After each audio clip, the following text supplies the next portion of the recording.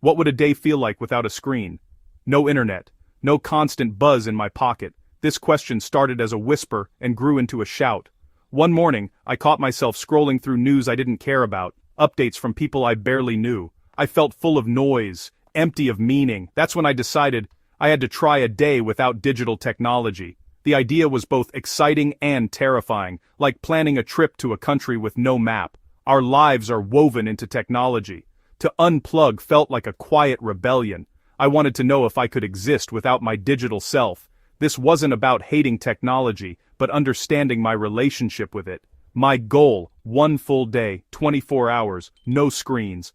I wanted to experience the world directly, not through a glowing rectangle. Could my brain work without Google? Could my thumbs be still? It felt like a detox, a cleanse for the mind. We cleanse our bodies, why not our minds?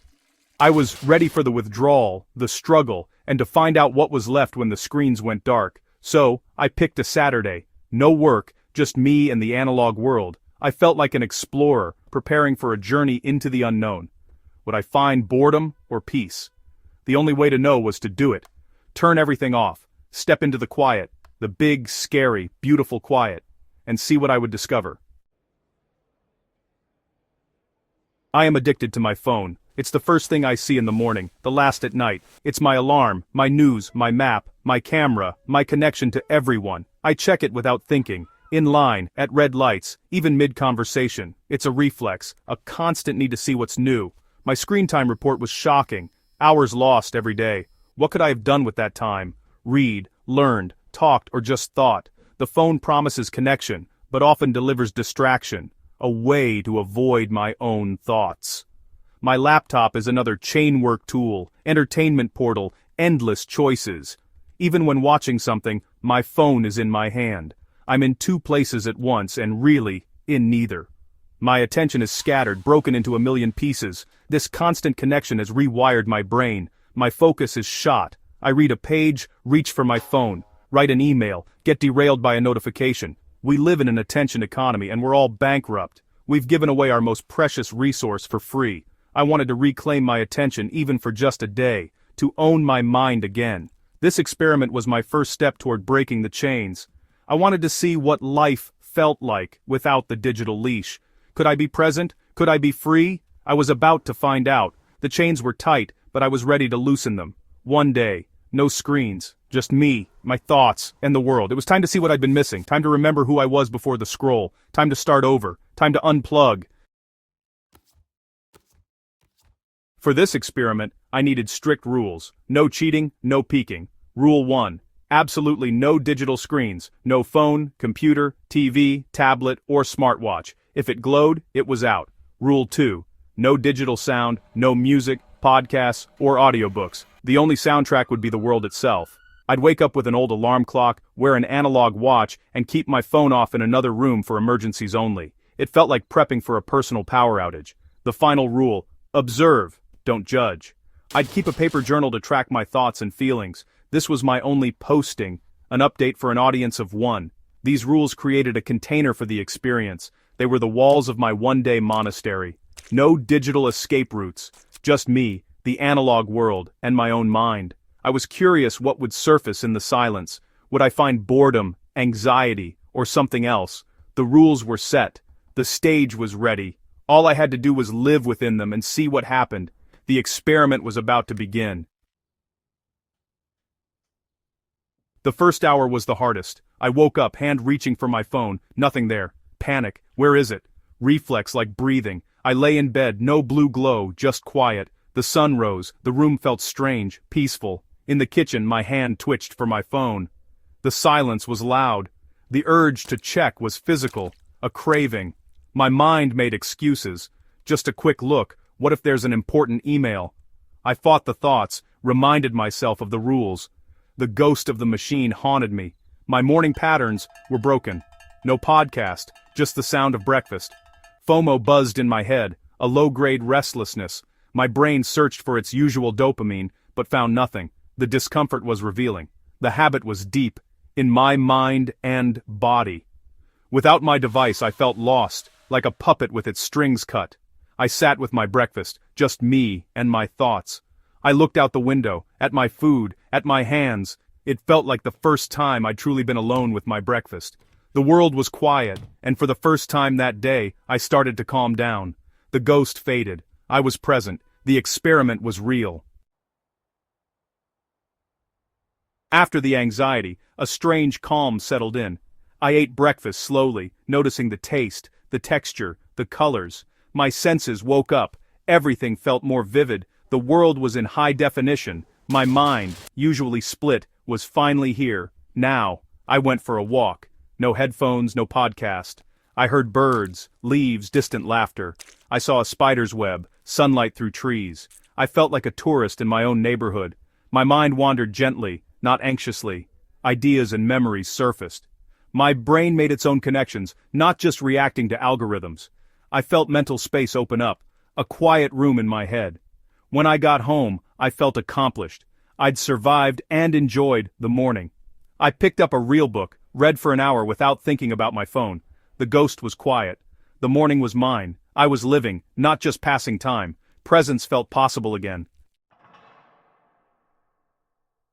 The afternoon brought a new challenge.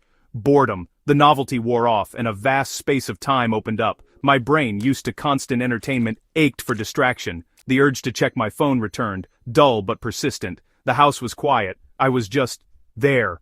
I faced the boredom head-on, let it happen. I lay on the sofa, stared at the ceiling. At first, it was maddening. My mind raced with things I could be doing, but then, something shifted. My mind slowed down. I noticed the light moving across the wall, the house settling. I fell into a deep, dreamless nap. When I woke, the world felt softer. The edge of boredom was gone. I felt refreshed. I turned to my journal, wrote about the morning, the birds, the walk.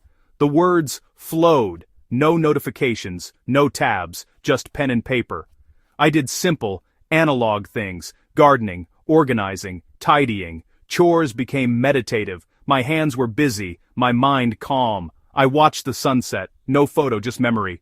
I knew I'd remember it better than any picture. The afternoon was slow, but full. I was present for every minute, and that felt rare. As evening fell, peace settled over me. I lit candles instead of turning on lights. The soft glow felt ancient, human. I cooked a simple dinner, focused on the smells, the rhythm of chopping. Eating by candlelight, there was no TV, no phone, just me and my food. I thought about my day, the struggle, the walk, the nap, the writing. It felt like a full, rich day, long in the best way. Technology speeds up time. This day was slow, lived minute by minute. After dinner, the usual pull for screens was there, but the void felt open, not scary. I took a bath, let my mind be quiet. No music, just water. My body relaxed, my mind clear. The digital noise was replaced by gentle internal silence. Before bed, I wrote my final thoughts in my journal. I felt gratitude for the quiet, the boredom, the presence. The low-level anxiety was gone. I read a book, the paper comforting in my hands. I turned off the light, lay in darkness. I didn't need a screen to fall asleep. My mind was tired, but peaceful. The day had been slow, but full of life. I realized I hadn't missed anything important online. I'd found something more valuable, myself. The silence was a gift. I drifted off, content.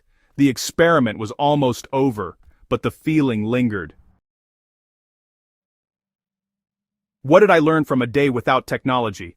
First, I'm more addicted than I thought. Automatic reaching, phantom vibrations, anxiety. Admitting it was uncomfortable, but necessary. My relationship with technology was out of balance. This day was my first step to taking back control. I found value in boredom. We fear it, but it's a gateway. When I stopped fighting boredom, my mind rested, then became creative. Boredom is the soil for new ideas. I rediscovered my senses. Food tasted better, birds sounded clearer, sunsets looked more beautiful. I was present, not documenting or filtering, just living. Presence is a powerful antidote to anxiety. Disconnecting doesn't mean missing out, it means tuning in. The fear of missing out is an illusion. The important things are found in quiet moments, real conversations, nature, and our own thoughts.